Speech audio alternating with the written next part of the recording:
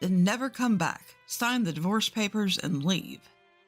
My husband hurled these harsh words at me when I said I wanted to return to my parents' home. I gladly signed the divorce papers, and the divorce was finalized on the same day. That's how desperate I was to get away from my husband. After submitting the divorce papers, I reunited with my father at my parents' house. I told him about what led to my divorce. Without showing any anger, my father calmly listened to my story. Then he made a phone call and stood up, saying, "Let's go." I followed, standing up and getting into the car, together with my father, to retaliate against my ex-husband. My name is Elizabeth Turner. I'm a 51-year-old stay-at-home mom. I met my husband, George, in college and got married to him. He has been very successful and is working at a trading company, and he's about to become a senior executive. My marriage with him was never smooth sailing. Well, maybe for him it was, but for me, it was like living in hell because of the pain I had to endure every day. My husband was two-faced. He put on a great character around people. Everyone around us praised him as the ideal husband, and he was lauded every day. So much that probably nobody would have believed his true nature. That's to be expected. No one would think that a man with such a respectable title would be abusive. Even before getting married, I didn't notice it. How can I expect an outsider to see through it? My husband was actually a self-centered person, and his true nature started to show only after we got married. When we were dating, he was very gentle and patiently taught me things, even when I was incompetent. He was such a considerate person. But after we got married, he completely changed. Knowing I couldn't easily leave since we got married, he started treating me as if I were his possession. "Hey, what's with that bland food?" I'm sorry. I did try it before serving it to you, but... No excuses. Every day was like this. I'd express a small opinion, and my husband would scream and intimidate me with loud noises. After a while, I became afraid to even voice my opinion to him. As long as I didn't resist, I'd be okay. And that's what I kept telling myself, and now I'm completely under his thumb.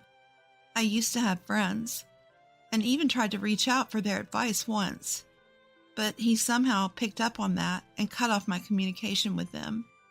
He intervened and managed to effectively cut off my SOS by reaching out to my friends himself. "There's no one else who'd take care of a screw-up like you. You just need to listen to me." I ended up forced into a life in this prison called home. Any action I tried to take was immediately stopped. I couldn't even seek help from my neighbors, let alone my friends. Every time I tried to act, I was met with, "Do you think this is okay? Who do you think you owe your life to? If you think you can live without me, I'd love to hear how." But I had no comeback to that. Just as my husband said, I had no one to rely on. My mother was no longer alive, and while my father was, he wasn't the kind of person I could easily rely on. To be precise, I didn't even know where my father was. When I was young, he left me and my mother. I had no financial means to live on my own and no one to rely on. At some point, I started to believe that I might not ever be able to get out of here. I came to believe it. But then, there came a breaking point. My husband took out his frustration on me after losing gambling. The sheer absurdity of it pushed me to my limit, and I decided to convey my desire to return to my mother's home, which she left for me. "Please, it's only for a little while. I want to go back home. I want to pay respects at my mom's grave." The truth was, I wanted to get away from my husband for a bit, but there was no way I could say that honestly. Not that I didn't want to pay my respects to my mother, but more than anything, I wanted to get out of this house. That was my sole intention. "No way.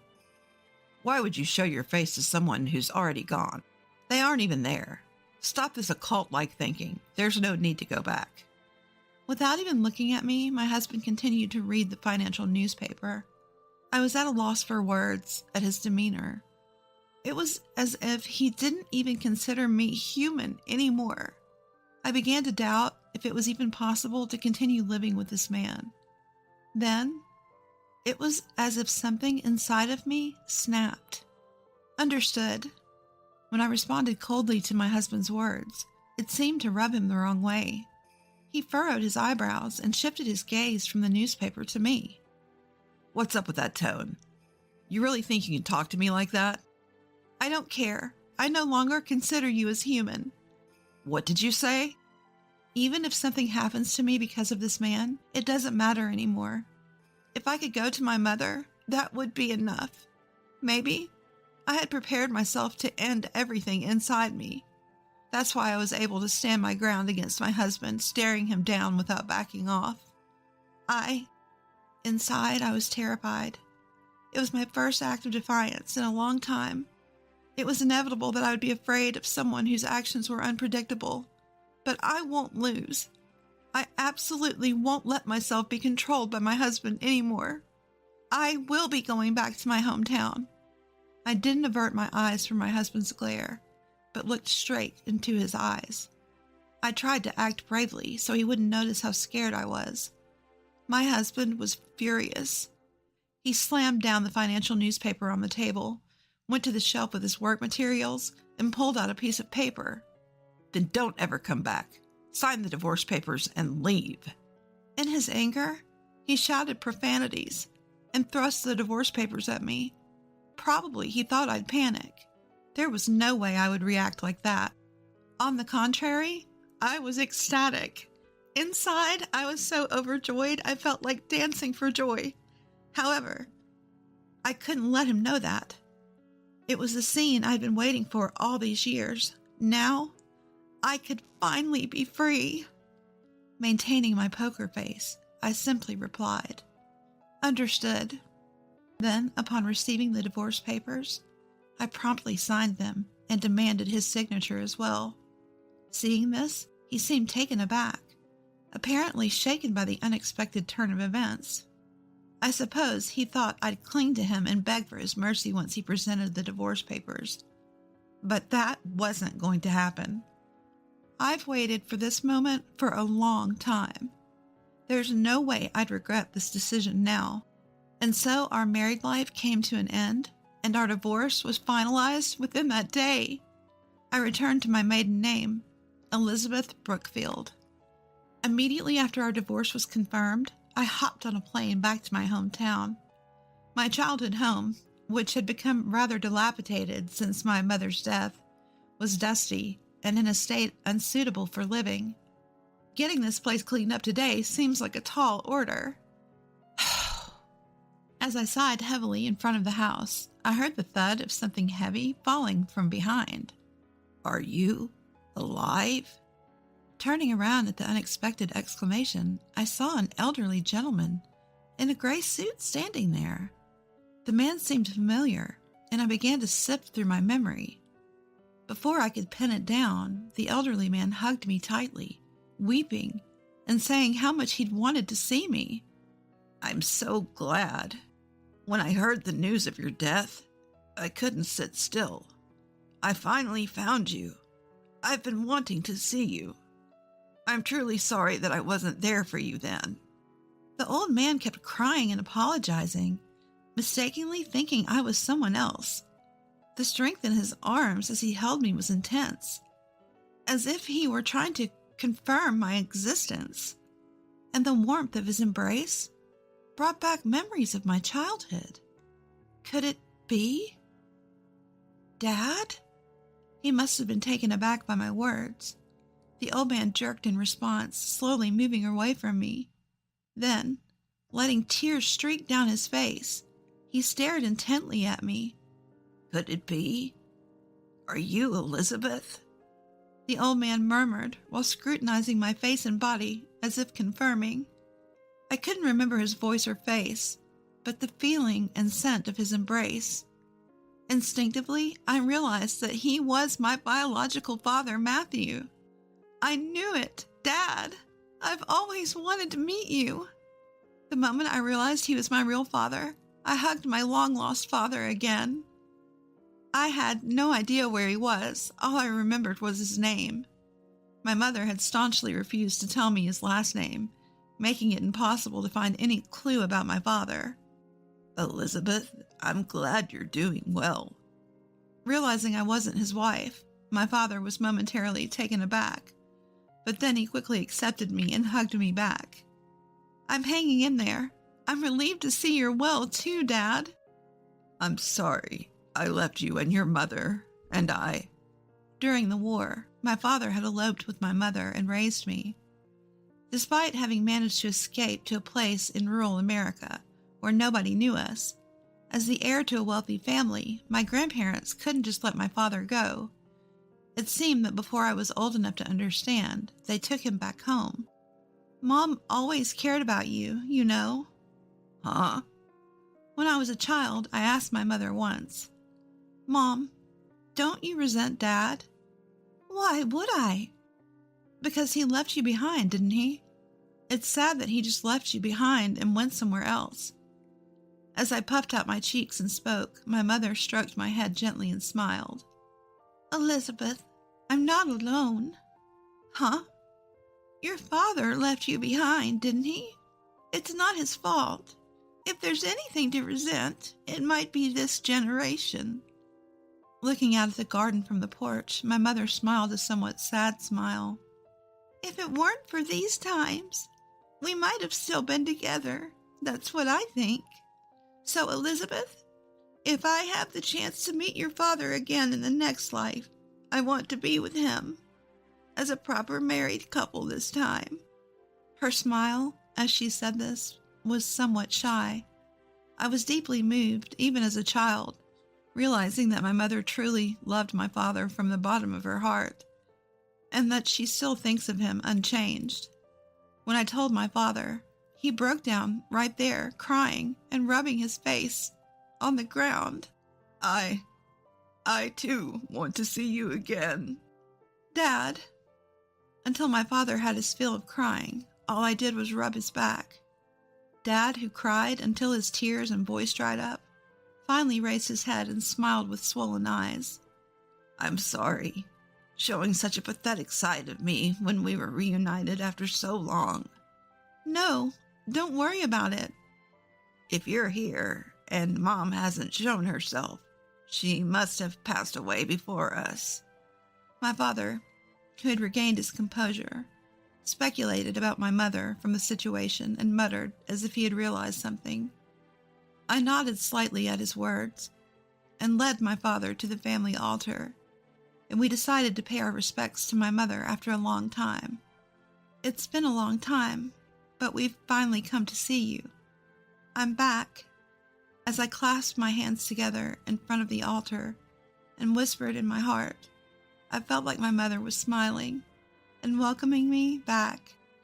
I had that kind of feeling. As I shared my recent life updates to my father, he noticed the ring on my left ring finger. By the way, did you get married? The ring, a symbol of my love with my ex-husband that I'd completely forgotten about, felt like handcuffs to me now.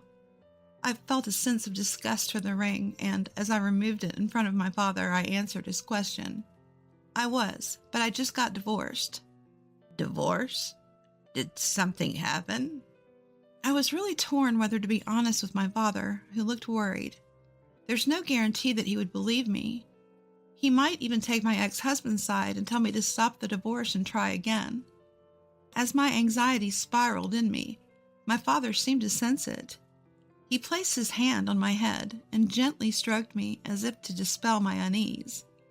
I want to protect you, to make up for not being able to do anything for your mom. I might be a helpless father, but will you talk to me? I'm on your side. The warmth and kind words of my father naturally brought tears to my cheeks. I don't ever remember receiving such kind words during my marriage life. It's okay to rely on someone. Feeling as though my mother was also urging me on, I decided to tell my father everything about the mistreatment I had received from my ex-husband. After I finished my story, my father stayed silent for a while, not attempting to respond. Should I have kept it to myself after all?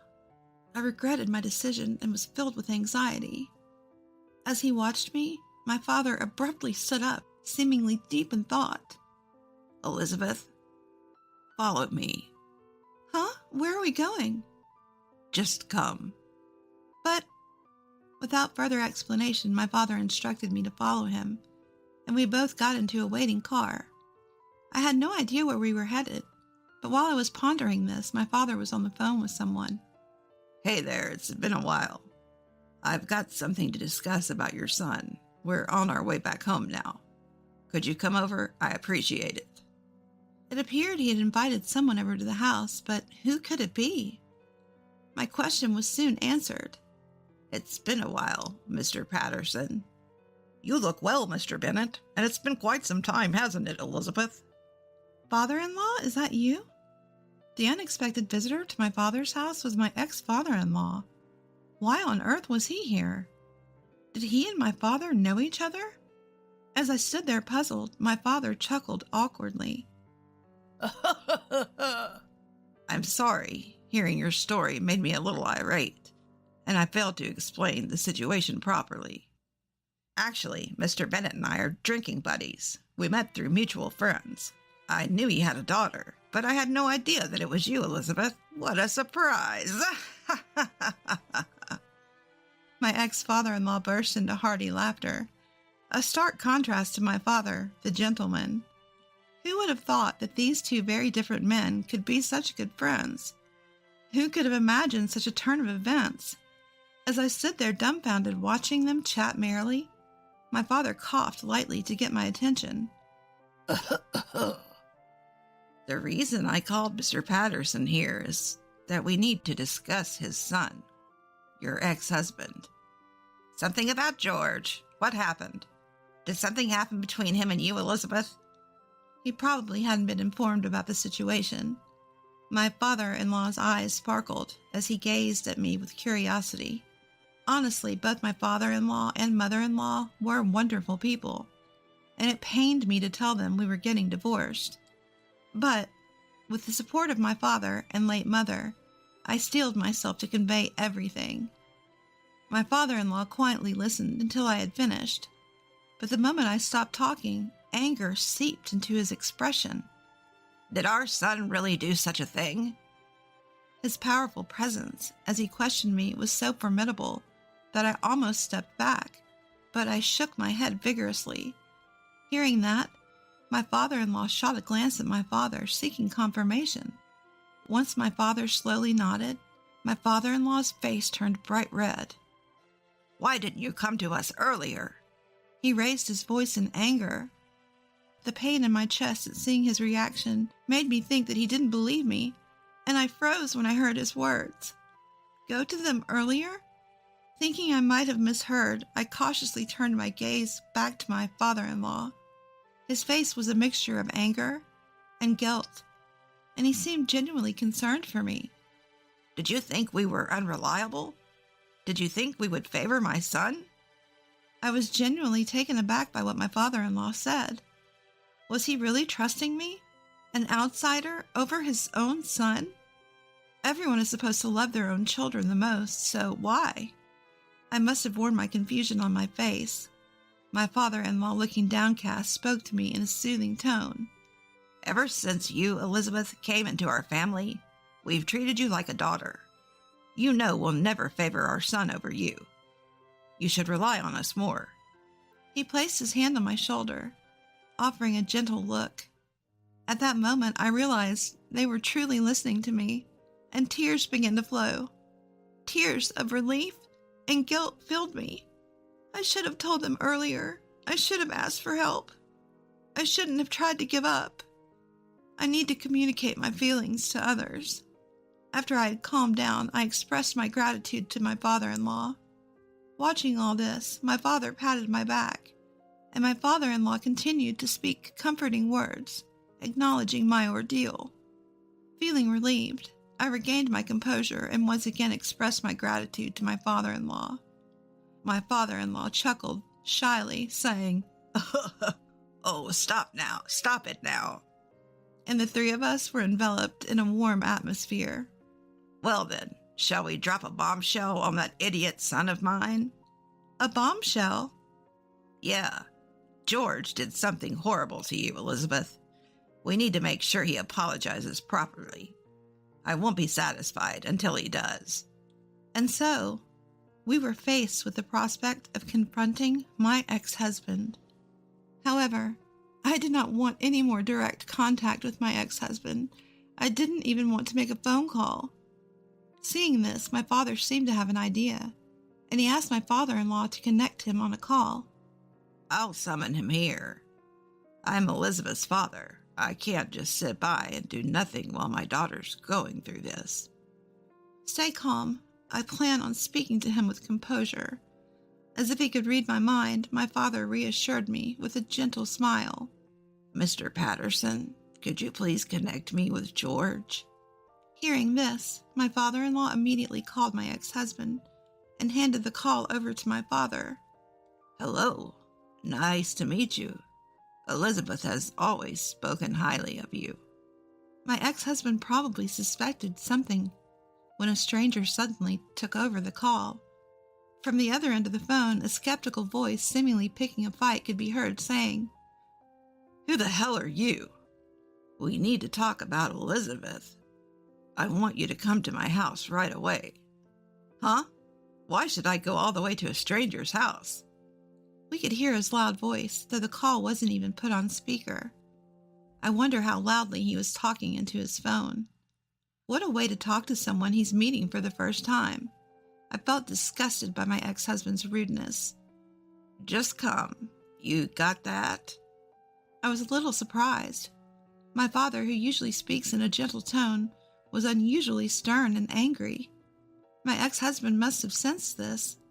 I could tell from his hesitant intake of breath over the phone. After saying just that, my father abruptly cut the call and returned the phone to my father-in-law. A while later, my phone began to ring incessantly. You don't have to answer that. We're going to meet him anyway. Just ignore it. Following my father's instructions, I obediently switched off my phone. I probably didn't have the courage to call back anyway. He would confront me head-on, since I am an easy target. That's the way my ex-husband would do it. It was obvious what he was thinking, and it was pitiful enough to make me sigh in exasperation. After a while, my ex-husband arrived at my father's house. My father-in-law must have given him the location. As soon as he arrived in his car, he barged into the house and started complaining. What the hell is going on? Summoning me here? And who the hell was that old man on the phone? My ex-husband yelled as soon as he entered. Despite his loud voice making me wince, he didn't seem to care. He spotted me and started yelling again. Elizabeth, why aren't you picking up my calls? I've been calling so much, and you just cut me off. You think you could do that to me? In front of my furious ex-husband, my father stepped forward, shielding me. What's your problem, old man? Get out of the way. You're annoying. I won't move. You should stop talking to Elizabeth like that. What? It's none of your business. Stop butting into family issues. My ex-husband responded with an annoyed click of his tongue. His attitude brought back traumatic memories, and my body trembled in fear. I hugged my arms tightly to hide my fear, but my father-in-law kindly reassured me with a hand on my back. Thanks to him, I regained some composure and looked at my father, who stood unflinchingly against my ex-husband's fury. Nice to meet you. I'm Elizabeth's father. What? Her father? I thought Elizabeth didn't have a father. Instead of being surprised at my father's statement, my ex-husband looked at him suspiciously. Since I never talked about my father, he must have assumed he was no longer around. His presumptuous attitude made my anger rise. I assure you, I am indeed her father. If you want, I can get a copy of her birth certificate. It will confirm immediately that Elizabeth is my daughter. No need. So what's up with that call? Saying I need to apologize to Elizabeth. What am I supposed to apologize for?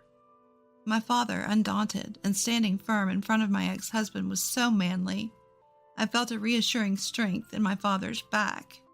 What's with the pompous attitude you've been carrying around? Isn't there something you should be telling me? Seeing my ex-husband's behavior, my father-in-law is livid. With his brows furrowed, he sends a fierce glare towards my ex-husband, speaking in a stern voice. The aura radiating from the towering giant is intimidating, making me feel nervous even though I'm not the one being scolded. Is there something I need to say? Upon this, my ex-husband completely recoils, backpedaling like a frog being stared down by a snake. What have you been doing to Elizabeth up until now? What? I didn't do anything in particular. I was just taking care of naive Elizabeth. Don't you dare lie. The ex-husband, as it turns out, really can't handle being scolded. It's probably hard for someone like him who thinks he's superior to be lectured by others. Upon hearing my ex-husband's unbelievable response, my father-in-law raises his voice, coming down on him like a thunderbolt that sends him flying into the wall. Hi. Naive, huh? It's you who doesn't understand anything about the real world, kid. How dare you act all high and mighty to others? Have some shame. My father-in-law starts yelling at my ex-husband, releasing all the frustration I had been bottling up. Scared, my ex-husband steps back, stumbling over the sofa behind him, and collapses into a sitting position. Listen here. The reason you've been able to act so important in my company is all thanks to whom, you think? Truth is, my ex-husband is employed at my father-in-law's company. My father-in-law built the company from scratch, and my ex-husband had been working there as a potential successor. The amount of work you do is minuscule. Something any other employee could easily handle. You also have a life with Elizabeth. I only favored you because I thought if you didn't advance in your career, it would increase Elizabeth's burden. Hearing this truth from my father-in-law, I turned my surprised gaze towards my ex-husband. He had been boasting to me all this time that the company can't function without me. Turns out that wasn't quite the case. I married such a pitiful man. I felt my ex-husband becoming smaller and smaller. Perhaps it was a mistake to keep an inflated ego like you in the company. Dad, what do you mean? I'm firing you. What? Certainly, I was astounded by the shocking statement, and so was my ex-husband. I thought it was an unrealistic proposal to suddenly talk about firing him, but... We have proof that you embezzled the company's money, George. I was planning to discuss this with Elizabeth, and now this. I'm done turning a blind eye to your foolish antics. One after another, George's misdeeds were being revealed. Even I, normally composed, was taken aback, looking at George with incredulous eyes. Wait a minute. I admit I screwed up, Dad, and Elizabeth too. I was an idiot, not appreciating what you've done for me. I was stubborn, and that was my mistake. It seems he finally understood the situation. George clung to me in tears, pleading pathetically for forgiveness. Looking down on him, I managed to maintain a polite smile. Could you refrain from addressing me so casually, please? My cold tone, unlike anything he had heard from me before, must have shocked him. He froze, merely looking up at me in surprise. You and I are done. Please don't call me so intimately. Ideally, I'd rather you didn't touch me at all. Elizabeth, what the hell are you talking about? He couldn't believe the resistance I was showing. This was the first time I, who had lived in fear of my ex-husband, had reacted this way. He seemed as shocked as if he'd been bitten by his own dog. It was comical. I couldn't help but let out a chuckle. Oh, did you not hear me? Should I repeat myself then? Bending down to my ex-husband, who had collapsed in a heap, I whispered coolly into his ear. Just seeing your face makes my skin crawl. Please disappear from my sight. With that one statement, I poured out all the grievances I had endured, and then I left my ex-husband's side. What followed happened in the blink of an eye. He was taken away by my father-in-law, a shell of a man, and even after returning home, he was constantly grilled. Both my father and I were astounded at George, who was experiencing a worse hell than the marriage life I endured.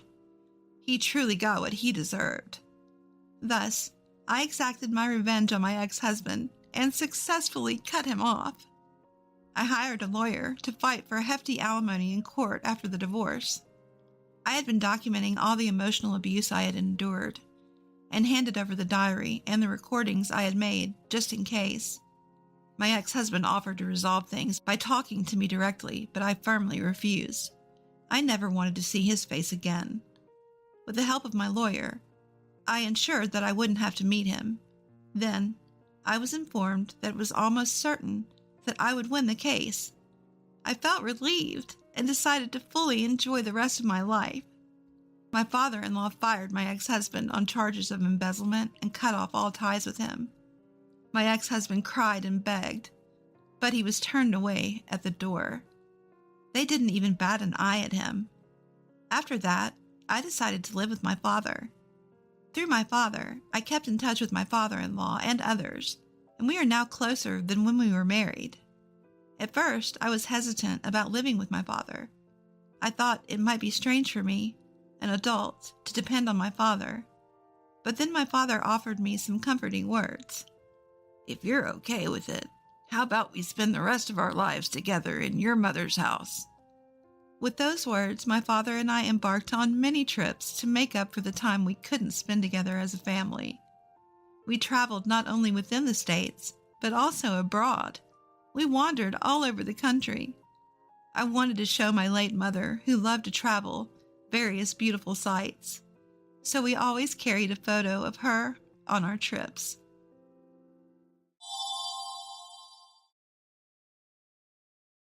My name is Alice, 28 years old. I work in childcare. Recently, I got engaged to my boyfriend Tom, and I've come to visit his parents' house for the first time. Tom is a graduate of a prestigious university and works for a renowned company. Not only is he smart, but he also has the respect of his colleagues. I've always admired him as a person. His father welcomed our marriage, even saying, "We never had a daughter. Your future mother-in-law will be thrilled." However, I've been bothered by the fact that my future mother-in-law, sitting next to him, seems upset. She's grimacing, almost as if she's angry. While I was observing her, she suddenly asked, "I heard you didn't graduate high school. Is that true? Our Tom is an elite, having graduated from a famous university. You think I'd approve of a marriage between an elite and someone of your status?" I was taken aback when she started to insult me. "Mother-in-law, how can you say such things? You're being rude to Alice." "Exactly, Mom. Your educational background shouldn't matter." Both Tom and his father stood up for me against my future mother-in-law. However, this only seemed to upset my future mother-in-law more. Isn't it natural for a mother to be concerned about the education and occupation of her son's future spouse? Children inherit their mother's DNA, don't they? Don't I want to leave behind excellent genes? It seemed like my mother-in-law wasn't going to approve of me, a high school dropout, because she wanted to ensure the excellence of her offspring. While it's true that some people are obsessed with educational backgrounds, and many parents care deeply about education, it felt sad to be opposed solely because I dropped out of high school. Actually, there was a reason I didn't finish high school. I grew up in a single-parent home after my father died in a traffic accident. My mother was frail, and she had a hard time raising me and my twin sister, Emma. Wanting to alleviate my mother's burden, I started working after middle school. Now, I'm attending night school to get my high school diploma. I'm saving up money, and I can even go to college if I want. Tom is supportive of this, and he even offered to help pay for my college education. Tom understands my home environment, and if I want it, he will pay for my college expenses. Tom is such a kind person, and that's one of the reasons I decided to marry him. But my future mother-in-law seems to dislike this. Tom is an only child, so we will be living with his parents in the future. but I'm a little worried about how that will work out. A while later, I moved into my future in-laws' house. At this point, there was only a month left until our wedding. As the wedding day approached, I had to make more trips to the wedding venue for final checks. I had to make sure to reserve hotels for our guests who would be coming from afar. Between work, school, and wedding preparations, I was very busy. But my mother-in-law didn't seem too pleased with how I was. Today, I was applying makeup to head to the venue, and she suddenly exclaimed, "Oh my, what on earth are you wearing?" My mother-in-law, catching sight of my outfit, had blurted it out loud. "I'm about to head to the venue, so I thought I'd dress up." Whether she was displeased with me dressing up to go to the venue, or just seizing the opportunity to berate me, I couldn't say. "Huh! You say you're going to the venue, but you're just dressing like that to attract men, aren't you? You're such a careless woman." She just decided I was meeting a man instead of going to the venue. I was at a loss for words. I told her I was meeting Tom at the venue, and if she had doubts, she could ask him, but she just assumed I was meeting a man. Then, the next moment, my mother-in-law did something outrageous. She messed up my carefully styled hair. "Hey, what are you doing, mother-in-law? I spent so much time getting ready. This is terrible." With my hair a mess, I couldn't go out and had to fix it. But seeing my disheveled hair, my mother-in-law cheerfully said, "There's no need to fix it. This hairstyle suits a high school dropout, poor woman like you. You should wear your hair like this for the wedding." Since I was already running late, I quickly fixed my hair and headed to the venue where Tom was waiting. Tom was waiting for me at the entrance of the venue and seemed concerned about my downcast expression. I was torn whether to tell him what happened earlier, but I thought it wasn't good to talk about something so depressing when we were about to discuss the ceremony, so I decided not to tell Tom at that time. One day, when it was almost time for the wedding, my mother-in-law suddenly made this suggestion. "Hey, Alice's mom lives far away, doesn't she? It must be tough for her to come, and she'll have to pay for her hotel. So why doesn't she stay at our house?" Tom and I were both surprised by my mother-in-law's sudden proposal. Indeed, if we could save on hotel costs, my mother would be happy, and it would also facilitate interaction between our families. Tom suggested I ask my mother about mother-in-law's proposal, so I asked her right away. My mother was very pleased with mother-in-law's proposal, and it was decided that my twin sister Emma would also come that day. I initially thought that mother-in-law was making this suggestion out of goodwill, but I could never have imagined the outrageous things she would do next. The day before the wedding, my mother and sister came to stay at my in-laws' house. Seeing my mother and sister, whom I hadn't seen in a long time, made me very happy. I have a particularly close relationship with my sister, and we were so happy to see each other after a long time that we decided to sleep together that night. Emma, who had been drinking, fell asleep right away. No matter what happens, Emma won't wake up once she's like this. Just when I was thinking that, it was getting late and I should get some sleep too. I suddenly felt the door to our room open. As I was wondering what it could be, I heard a loud buzzing sound, followed by the noise of something being shaved. Haha! Now you won't be able to attend tomorrow's ceremony, will you? No need for hair for a poor middle school dropout. The moment I heard that, shocked, I turned on the room lights and said, "Mother-in-law, what are you doing?" The person in the bed suddenly sat up, startling my mother-in-law as well. "Huh? Mother-in-law? You're Alice, aren't you?" She seemed to have mistaken me for Emma. "That's not my hair." We're twins, and our faces really look alike, but it wasn't me whose hair was shaved with clippers. It was my sister Emma. "What? No way. Why? Wasn't it Alice?" My mother-in-law seemed to be in shock, but Emma, who had apparently drunk too much, was sound asleep.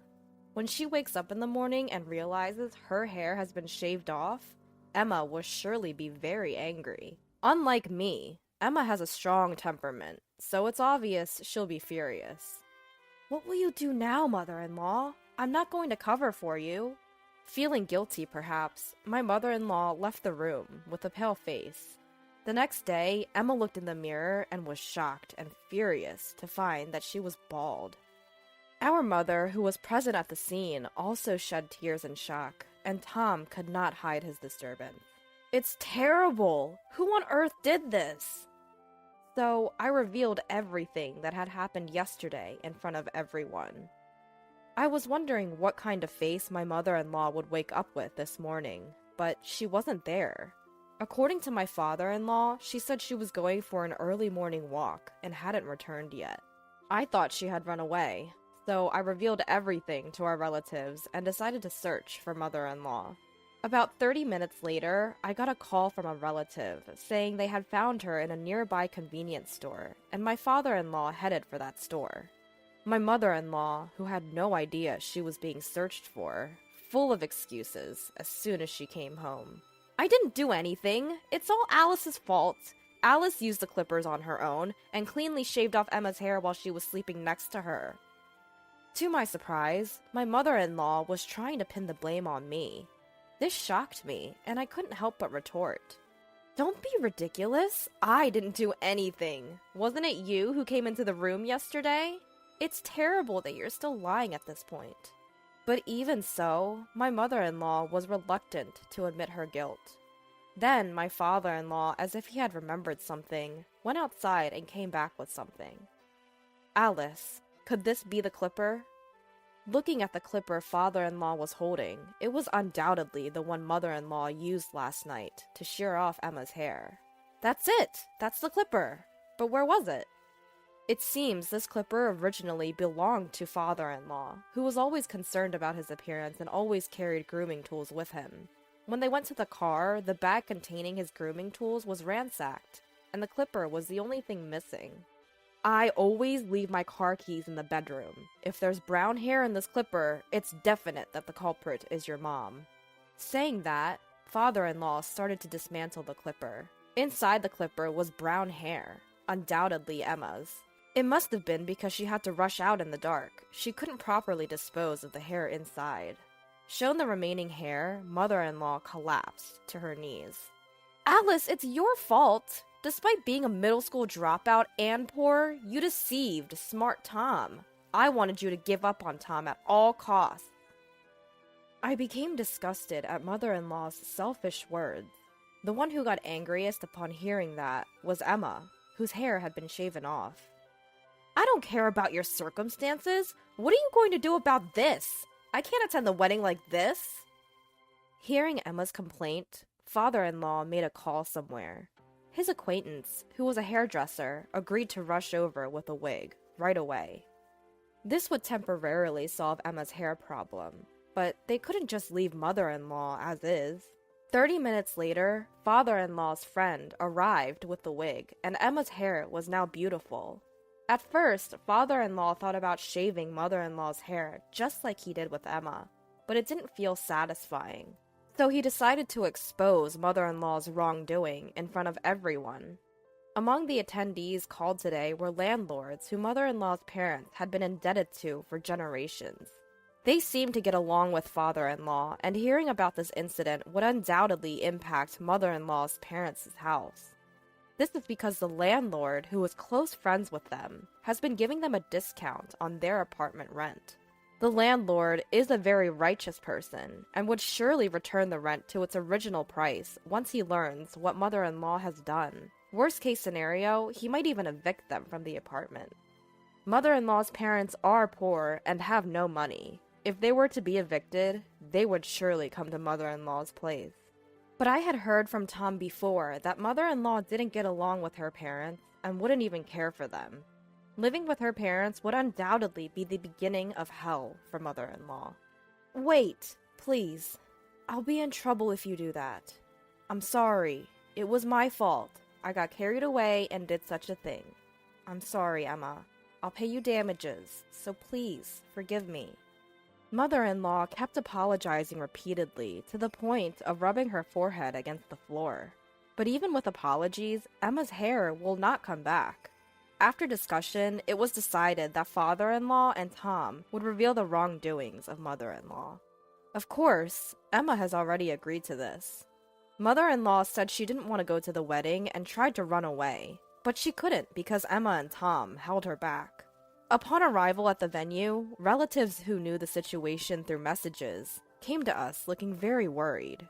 We exposed mother-in-law's wrongdoing in front of the relatives, and Emma took off her wig and showed her bald head. Everyone was shocked by Emma's condition, especially the women, kept saying they couldn't believe it. Hair for a woman is like a lifeline. Imagine the shock of having it suddenly shaved off with a clipper. Thinking of Emma, some people were in tears. Then, as expected, the landlord came to mother-in-law and asked if what happened was true. At first, mother-in-law tried to deceive him, but father-in-law urged her to tell the truth, and she finally confessed. The landlord, flushed with anger, was also accused by the woman. After that, mother-in-law remained downcast during the ceremony, which was unimaginable from her usually spirited self. The wedding itself ended smoothly, and it was a great joy to be blessed by many people. However, we can no longer live with mother-in-law in that house. It's only natural, but we decided to move into an apartment and live as a couple. Mother-in-law was panicked about us leaving the house. She cried out that it was her fault and begged us not to leave, but we can't live with her. But father-in-law felt the same. He told mother-in-law that he was going to divorce her and asked her to leave the house. Mother-in-law turned pale and clung to father-in-law, saying, "Please reconsider. Where will I live if I leave this house? You know, don't you, that I'm not getting along with my parents. If they find out about the divorce, they'll definitely tell me to come back for their care." She was trembling as if she could collapse at any moment. But when I think about Emma, I don't care about mother-in-law. I never dreamed that my hair would be shaved off while I was sleeping and mistaken for me. Mother-in-law persistently tried to persuade us afterwards, but since father-in-law contacted mother-in-law's parents, she reluctantly left the house. Currently, mother-in-law is living with her estranged parents and seems to be taking care of them. But apparently, her parents have a difficult personality, and mother-in-law is being completely worn out by their selfishness. She has called us several times to say she wants to start over, but we have no intention of living with her, so we just blocked her calls. Now, we are living happily with father-in-law in his home. The house was quite old, so we decided to renovate it together. Father-in-law built his dream study. Tom created a place to display model figures, and I decided to install a state-of-the-art kitchen. Of course, we also created a room for the child who will be born in the future. And now the three of us are living comfortably. Emma's hair, which was shaved at that time, has now become short, and it seems to be highly rated by her friends as a good change of image. She talks about that time as if it were a joke, telling various friends, and it actually complicates my feelings more. Emma, for her part, occasionally comes over for sleepovers at our family home, and I look forward to that. There may be many difficulties in the future, but I believe we can all work together and push through.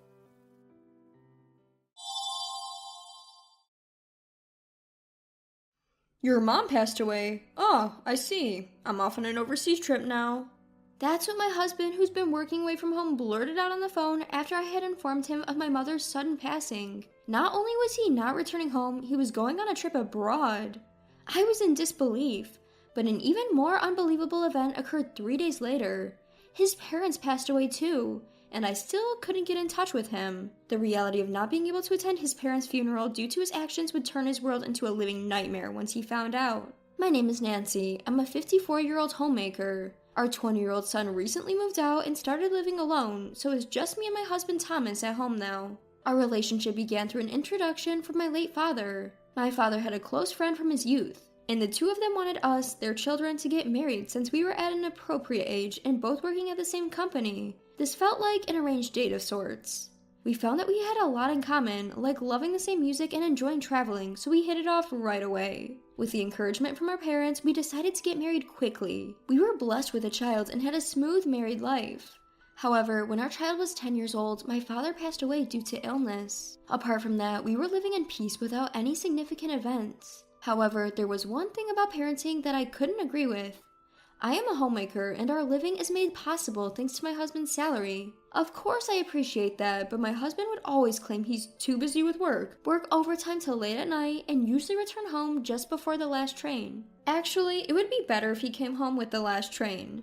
There were too many days where he simply sent a curt text saying, "I'll stay at the company tonight," and didn't come home. The meals I carefully prepared were often wasted. I wish he'd notified me earlier if he wasn't coming home, and I wondered if he really was that busy. My husband works at the same company as my father did, but my father, despite traveling a lot for work, seldom came home just before the last train or stayed overnight at the company. Given the cost of the mortgage, child rearing, and daily expenses, I couldn't loudly complain as all the money was earned by my husband. However, just because he worked didn't mean he didn't have to do anything around the house or look after our child. My dissatisfaction gradually built up towards my husband, who always prioritized hanging out with his friends on his days off. The only time our son saw his father was when he woke up and saw him sleeping next to him in the morning. When our son started speaking, I learned that he didn't think of his father as a parent, but as an unfamiliar man who's always sleeping at home. I felt overwhelmed, as it was almost as if I was raising our child alone. I had mentioned this to my father before, but he didn't listen, saying, "Thomas is doing his best at our company. Don't speak ill of your own husband.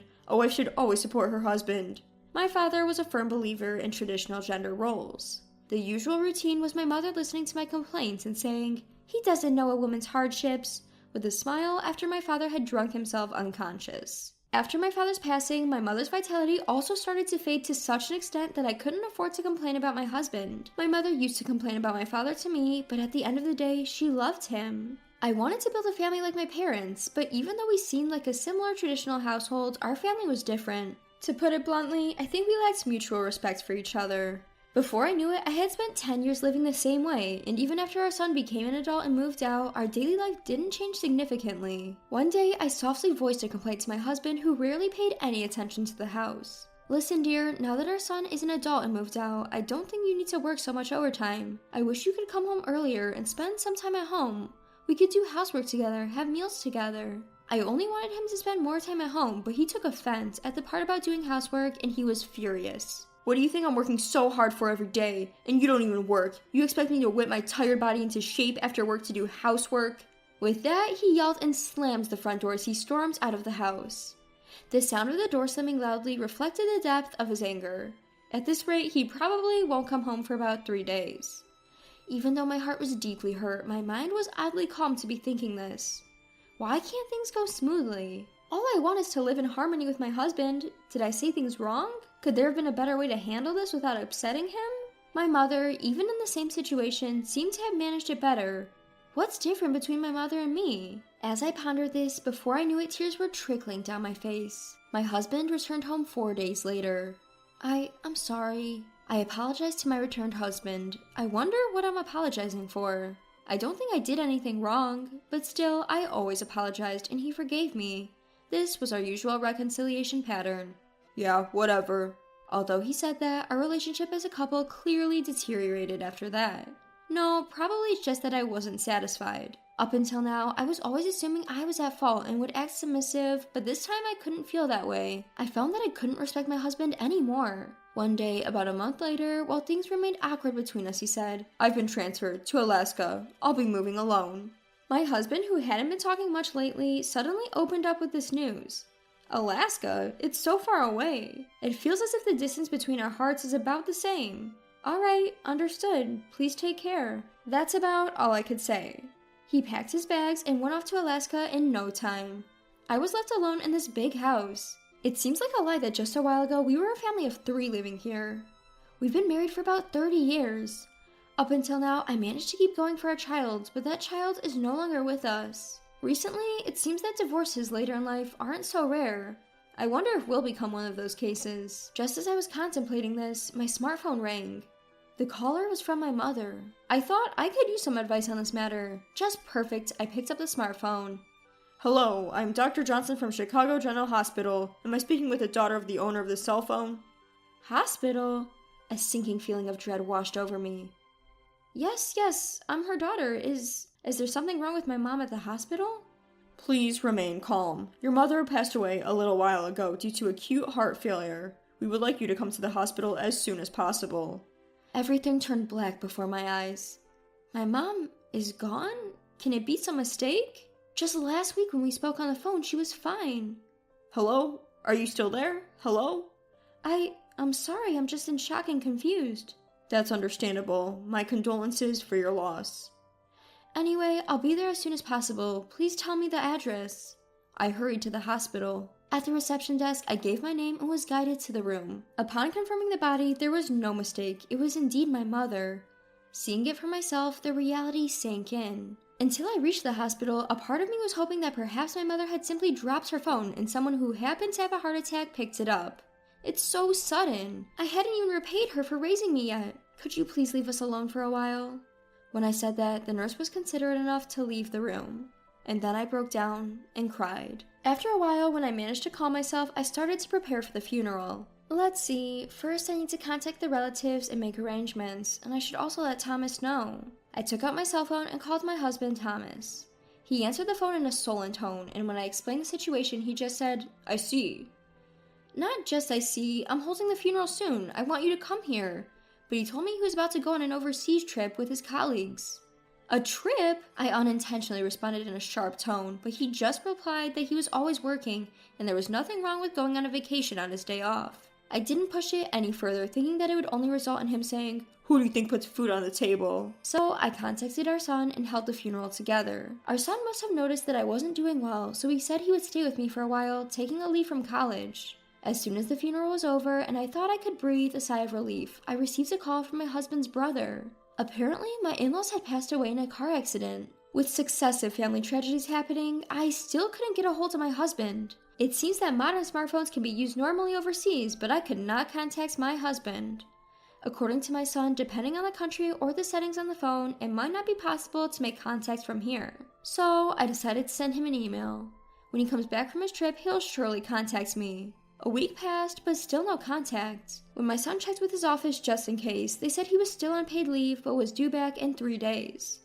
What country is he in? Hasn't he seen his email? What is he doing about his own parents? On a hunch that my husband might have taken up with his mistress, I hired a private investigator. I found out the results in just 3 days. As I suspected, he was having an affair. My husband took a woman he met on a trip to Japan as it was and let her go sightseeing. I received several photos of him happily strolling around the city with this foreign woman. It seems he's having a pretty good time in his new work assignment in Alaska. I wondered what I had been being considerate of. Was it concern for my husband who was working hard for the family? In reality, he's just a fucking bastard who goes abroad to play and has an affair. This might not be the first time. I was filled with rage, perhaps partly due to all the patience I had been practicing till now. I called my husband's office and told the receptionist I had an urgent matter that needed to be connected to him. "Hello, what's the matter? I told you not to call me at work unless it's important." "Didn't you check your email? Our parents are dead." "You mean your mom, right? You told me about it before. Are you still upset about that? I finally got some time off. Can't be helped." "No, I mean your parents. They died in a car accident." "What? Are you kidding?" "Why would I lie about something like this? You said you just came back from abroad, but I heard you've been back for several days. Why haven't you been checking your emails from me?" My husband seemed lost for words, seemingly unable to accept the reality that was suddenly thrust upon him. "Hello? Are you listening?" Yeah. His voice was trembling. While he had no qualms about skipping my mother's funeral, he seems to be shaken by the death of his own parents. But the funeral's over and their bodies have already been cremated. It's too late for regrets. I didn't feel any sympathy and I said coldly, "You better get back here as soon as possible." I thought I heard his hoarse reply, but I hung up without acknowledging it. "Mom, what happened?" "He's coming home now, and just so you know, I'm divorcing your father today." "What? Why all of a sudden? I get that you're mad he's not contactable during his busy time, but isn't divorce too extreme?" I explained everything to my son. It was a harsh reality to lay on our child, but he's an adult now. I thought it would be better to explain everything clearly rather than make up some weak excuse. This can't be defended. I'll stay by you, Mom." With my son's support assured, everything was ready. Then my husband came home. "I'm home." His tone was the usual arrogant tone, but his voice was noticeably lacking in vigor. He might be just a pitiful man who lost both parents at once and couldn't even attend their funerals, but I've got something to say. Your brother was pretty steamed, you know. "It can't be helped. Even after returning to Japan, I was busy entertaining clients." Quite a young client, isn't she?" Saying that, I showed him the picture I'd gotten from the private investigator. "What? Where'd you get this?"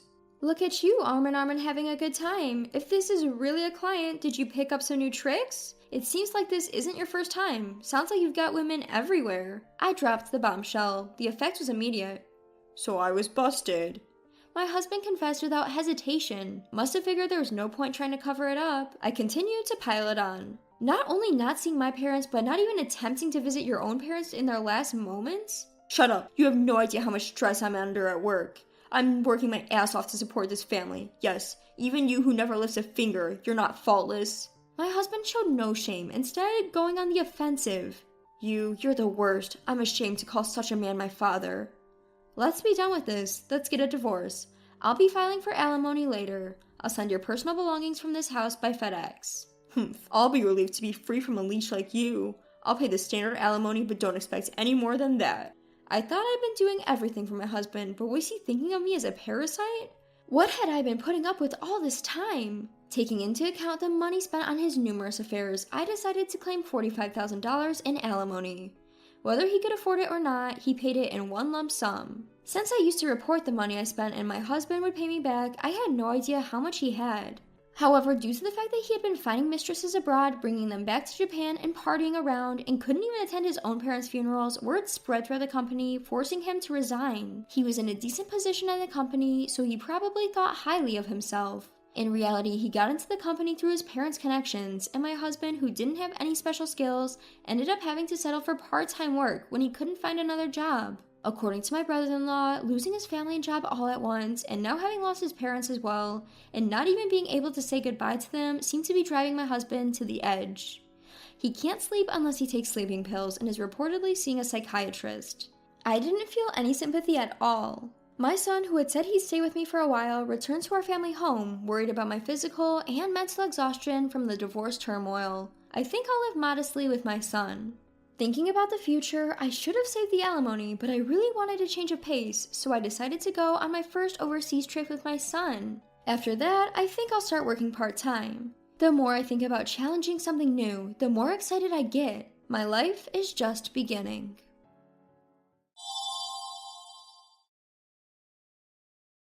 My name is Luda Okajima. I am a 29-year-old working professional for a prominent international company. I was born and raised in the United States until I was 18, and I am half Japanese and half white. My father works as the head of the company we work for, located in the States. I was tutored as a child and learned to speak 5 languages by the time I was in kindergarten, and so I found my way as the head of the company, located in Japan, to this present day. I owe it all to my dad's influence and the education he was able to provide for me. I respected my mother's traditional values and agreed upon an arranged marriage. My husband is 6 years older than me, and his name is Akinari. We got married knowing that love was never the foundation of what started our union. We started living together, and I noticed the little things that seemed to bother him. The laundry is dirty, I need it washed. Our conversations are usually surface level, given our situation. Sorry, I've been busy with all of my work emails this week. Not an excuse, hon. I'm busy as well. All wives work these days and can still manage to maintain their household. He was very adamant about our roles and responsibilities. I am a hard and loyal worker, but cohabitating is new to me. I was trying my best to adjust to this. You're just standing there drinking coffee right now. What does that have to do with anything? Drinking coffee is what gets me going. I'm preparing myself for the day. Mind your business. Akinari has been this way since we got married. He probably doesn't really love me either. He pointed out that I was homeschooled, so I was more than capable of housework. Fine, yes, I am more than capable to do the housework. You knew that from the start. You're so self-centered for someone who never got a proper education. This household runs because of me. Remember that. We lived in a 4-bedroom single-family home. His dream was to buy and own a home, so we got a loan from the bank and got approved. It wasn't a priority of mine, but he implied that it's just a manly accomplishment, and I wouldn't get it. We didn't ask each other about what we did for work. We weren't really that interested. Education isn't everything in life, I simply stated. Are you testing me? You're going to minimize my education? The husband is supposed to be the breadwinner. and the wife is supposed to quietly follow behind his shadow. And you have a thick accent. People can't even understand you over here. We're in Japan. He scolded me for anything and everything. I was born and raised in the US. Of course, my Japanese isn't going to sound natural. My mother tried her best to help me with the diction and pronunciations. I spoke 5 different languages. I know I'm not going to sound like I'm a native from Japan because I'm not. My husband didn't know this about me, so he assumed I was just dumb. I'm off to do the laundry. I had the day off and Akinari would be leaving for work in an hour. He's a huge germaphobe and often reminded me by saying, "You need to wipe the toilet seat with bleach after every use." He watched me like a hawk to make sure I cleaned and wiped down everything after each use. When we first started living together, I remember I would walk into the house with my shoes on, which is normal for anyone who lives in America. He immediately resounded with, "Are you white or are you Japanese? Don't be gross like everyone in America. Take your shoes off." In my head, I huffed, "I am white. I'm half white." He was just anal about being clean. He was never without hand sanitizer, wipes, or disinfectant. And at home, he made me feel like I was the messiest person on earth. "I'm sorry for the germs." I would apologize and wipe things down daily and after everything I did. Honestly, it was annoying. As I started loading the washer, I thought I heard him call for me. So I went to see what he needed. "Did you call for me?" He quickly said, "I did, but you took way too long to come. Clearly, you're just testing my patience." "I couldn't hear you. I told you I was doing laundry, and the washing machine is so loud." I was being honest and explaining that to him. "You couldn't hear over the washer? Are you deaf? You're pathetic. This is why people without a degree will never make anything of themselves." My husband loved to point out my background whenever he could. I couldn't finish my degree in the US because my father had to switch jobs at the time. As soon as we settled in Japan, I had to earn a degree in order to get a job. I passed the entrance exam at a community college willing to accept me, and I earned my degree there. That school just so happened to be a college known in the area for failures and dropouts. My husband earned his degree from the University of Tokyo. Being from America, it's not like I knew that meant it was such a huge deal. I only found out after we got married that it's the best university in Japan. But I don't care about things like that. I think the value of someone is more than just their degree. Is it really that bad that I studied and graduated from a community college? What about everyone else in Japan who went there? Is that how you think of them too? I was beginning to question his morals. What's wrong with being a graduate from a community college? There are plenty of capable people in the world, regardless of which university they graduate from. Even in my company today, there are people with only high school diplomas, and they are doing just fine. I wonder why he's so caught up with the look of things. You're helpless. In Japan, we value education. You should know that by now. You work here. Someone without a decent education is practically useless here. I'm sorry, I didn't know. Oh, and you went to the University of Tokyo, right? Isn't that the best education anyone could receive? The University of Tokyo. Ha! Yeah, it's incredible. I can't help but laugh because you don't even know just how impressive it is. I'm embarrassed that I married someone who isn't as smart as I am. If it weren't for the fact that my mom just so happened to know your mom, I wouldn't have gone through with this marriage. Someone like you does not deserve someone like me. He tends to talk a lot about himself and always redirects it to what I'm lacking that he isn't. He likes to make me feel inferior. In my opinion, people like him should be the least worthy of succeeding at their jobs. But strangely enough, having his educational background was enough to allow him to succeed. Even though I couldn't understand where he was coming from, I told him, "I understand. Someone like me doesn't deserve to be with someone as smart as you." "Whatever. You just need to do what I tell you to do. I am an alumni of the University of Tokyo, so I will teach you. Just don't do anything yourself." He has a big ego and likes to be in control. I can't even try to slightly disagree because he will always have the last say. "All right, it's about time to go to work." Akinari packed his suitcase without finishing his coffee and was out the door. I looked at the table and started to clean up. Isn't this table clean enough? I muttered to myself. 3 hours after my husband left for work, I received a call. Hello. What? With a subcontractor? I got it. I'll be there as soon as I can. My firm called me about an error they found in an order with a subcontractor. I work for a construction company. The subcontractors failed to deliver the materials we needed in time for our next project, which meant that the project's start date would be delayed. And if it couldn't get any worse, the materials we need them from are being shipped from overseas. This is critical, both in terms of schedule and cost. We'll probably have to pay extra and the construction will be delayed. It was supposed to be my day off, but work needs me. By the time I arrived, everyone was preoccupied with something. And as soon as I came into the office, I met with the team. I needed to look at the project's invoices and materials. I highlighted the materials being used and assigned priority to the buildings that would begin construction. I managed to come up with a plan for the construction to be scheduled to begin next week, but I knew it wasn't over just yet. If the other extra materials don't come in on time, then other future construction projects will also be affected. Usually, the subcontractor was supposed to handle matters like this. After a long day, I finally came home from work on what was supposed to be my day off.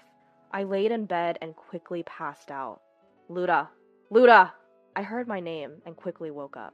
Oh, I'm so sorry. I passed out. I wasn't really sorry, but Akinari was judging me anyway. You're so privileged. You have a day off and can't even make your husband dinner and you just sleep instead. I just woke up and he was already starting with this. I'm sorry, I had to go into work actually. There was a situation. I explained to him what happened and he responded, What kind of incompetent company calls its employees on a day off? I had a tough day today too, you know. He wanted his problems to be more important. Maybe he couldn't accept the fact that his wife was a better employee than he was. It could be his ego and pride from being an alumni of the University of Tokyo. Since I knew better and was used to his reactions by now, I just tuned him out. Wait, it's 8 o'clock? I picked up the clock next to the bed and screamed. I've been asleep for 5 hours since I got home from work today. The laundry I loaded this morning was still in the washer, and I had to make dinner. All of the things I had to do suddenly caught up to me. Yeah, so what are you waiting for? First, make dinner. Then you can clean the tub. After that, do the laundry and the rest of the cleaning. There was a piece of your hair on the floor. It's filthy. Not only was he still going, but he was even more furious because I had fallen asleep. He never helped with anything around the house since the day we got married, and he isn't going to start now. He told me what I needed to do, and he walked into the living room. I jumped out of bed, washed my face, and started dinner. As dinner was about to be ready, Akinari got a call from work. It's me. This again? Just keep a low profile for now. Don't talk to them about anything, not a single thing. If they find out, we'll be the ones getting sued, and I'm the one that will be the most affected. Be aware. And he quickly hung up the phone. Who was that? Work? Did you say something about getting sued? Is something happening? I already knew something was happening because I overheard his conversation, but he didn't admit to anything. Please, relax. It doesn't concern you. Even if there was a problem, your little brain wouldn't be able to do anything about it. Ha! I wasn't expecting him to come back at me with an insult. I angrily ignored him and just focused on getting through dinner. I'm going to the office, he suddenly decided. He quickly got up and grabbed his phone and wallet. I didn't get a chance to ask him why he was leaving, because he was already walking out the door. When I turned back around, I realized his suitcase was left behind. A clear file was sticking out of the bag. What is this? When I picked it up and looked at it, it said, Okadera Mountain Resort Hotel Construction Plan Details. This is... I felt a shock run through my spine. I quickly took a picture of the file and papers with my phone as evidence. After putting everything back the way I found it, I was furious. Akinari came back just before midnight. I heard the front door. I'm back, I heard him announce. Then I heard him starting to walk into the living room. Welcome back. I said to him. First, I need food. He demanded his dinner. I simply said, I didn't make it. What did you just say? You didn't make dinner? Yeah, I had something more important to do. He raised his voice. You're giving me excuses again? Do you know how much time you've had? There's only so much incompetence someone can take. That's why I can't stand you community college people. I don't even care if we divorce at this point. He sounded completely serious. He's someone who believes in a patriarchy. It's always his way or the highway.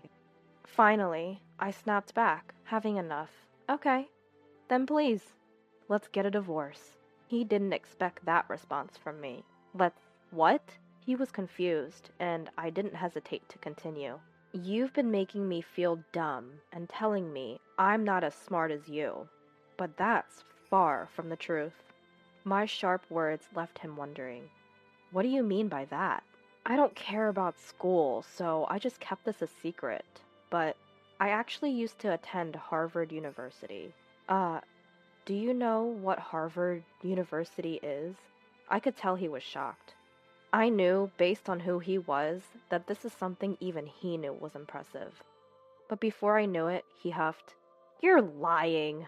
Harvard University? That's not even possible. You're from Japan. Oh, didn't your mother tell you? I was born and raised in the US and I lived there until I was 18. You what? What did you just say? Akinari looked like he was in pain. His ego was definitely shot down hearing this news. He was so proud of earning a degree from the best university in Japan, but this reminded him that there were even more impressive and prestigious universities that existed, and he knew that Harvard was no joke. You're messing with me. There is no way in hell I believe that. He started to become disrespectful. Are your feelings hurt? You have nothing to say but inappropriate things.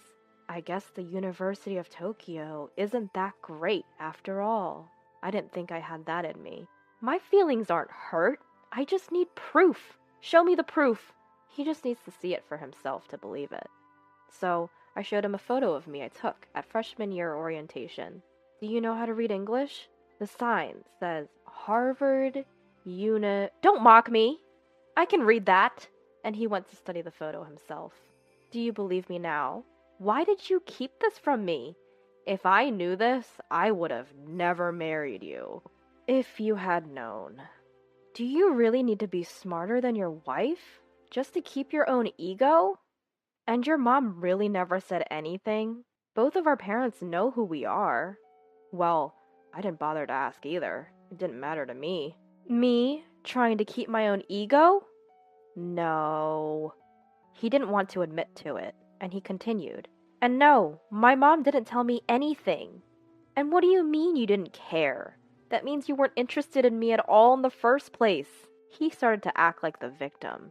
Isn't it low of you to look down on people based on their education? I know I don't seem like it, but I can speak 5 languages. English, Japanese, Spanish, French, and Portuguese. How many can you speak? You graduated from the University of Tokyo, and you're so smart. Tell me, can you talk to me in a different language? What does smart mean to you anyway? What's so impressive about the University of Tokyo? I started to tease him. He started sweating. 5 languages? Really? Why would someone like you go to that community college then?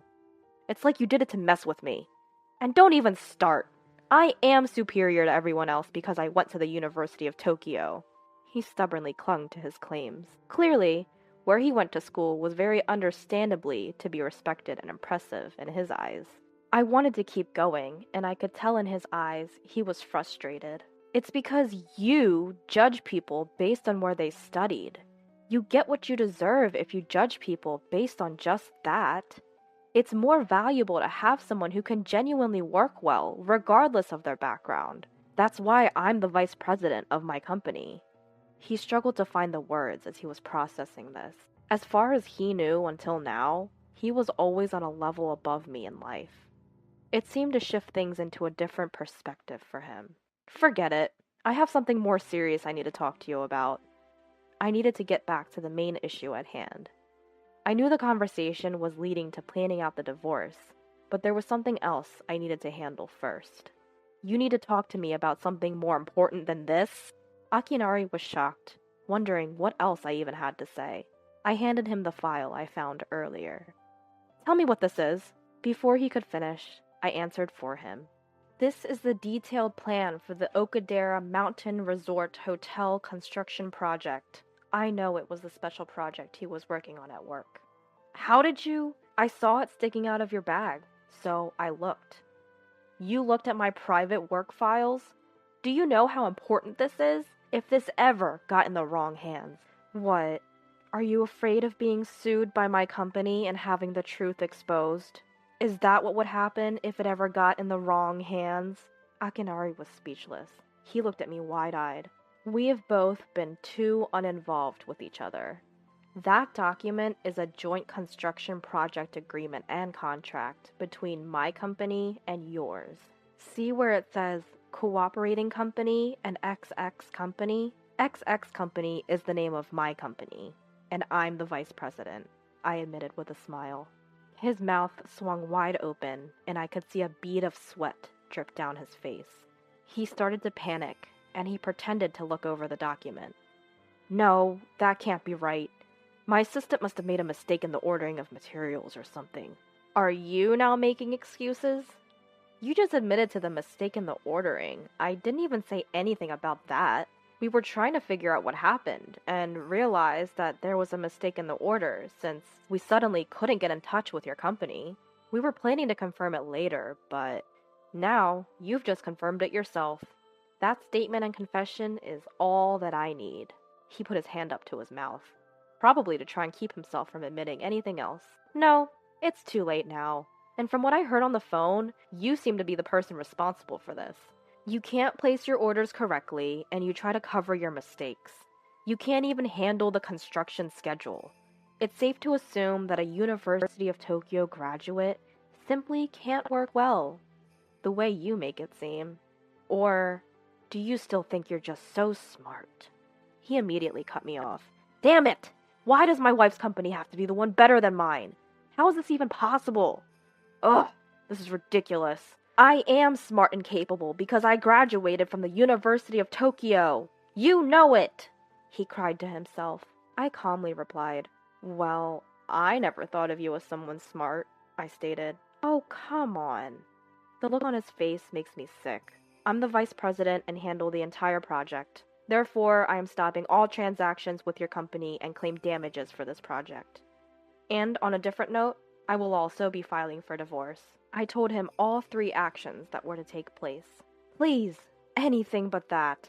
My husband, who was usually disrespectful, was now begging me with his palms together. What do you mean when you say anything but that? Any, and all of those things, all of them. My life will fall apart all at once. All of them.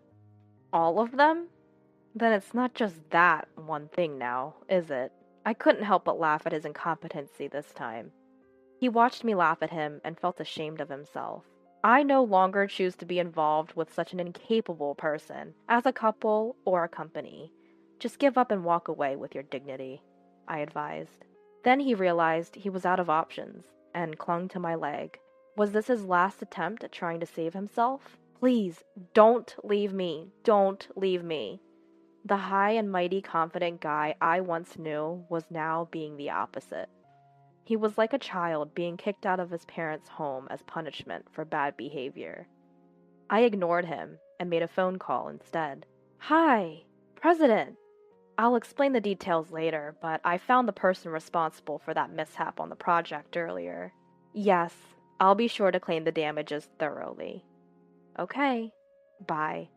After I hung up, he let go of my legs slowly and stared down at the floor.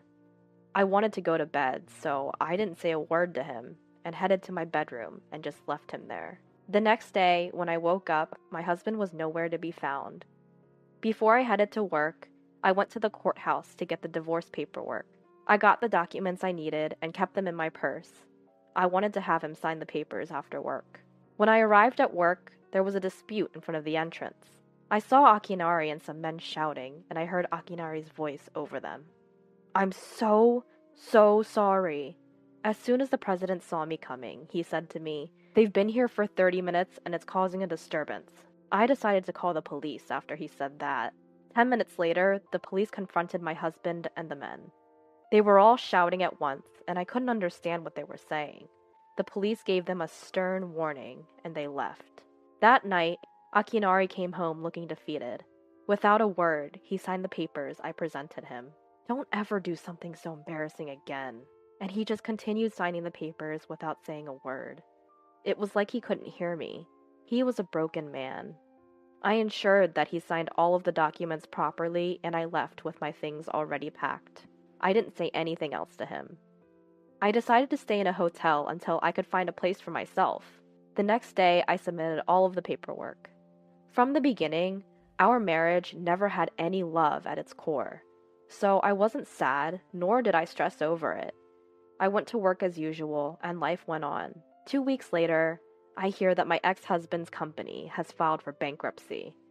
Apparently, after paying all the damages to my company, there was not enough funding, and it was hard to manage any future projects for their company.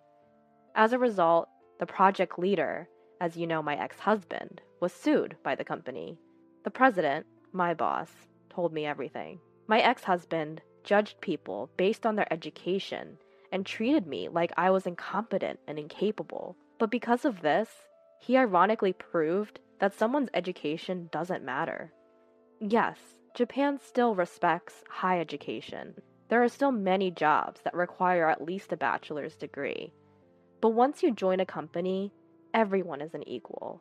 I think that whether you succeed depends on your resourcefulness and intentions, not just on your academic skills. Because of that, I reassured to myself that I don't care about a person's educational background. I don't think going to Harvard is particularly impressive. I think it just depends on how dedicated you are. Keeping that in mind, I will continue with my own dedication and intention, and I know that I will continue to succeed.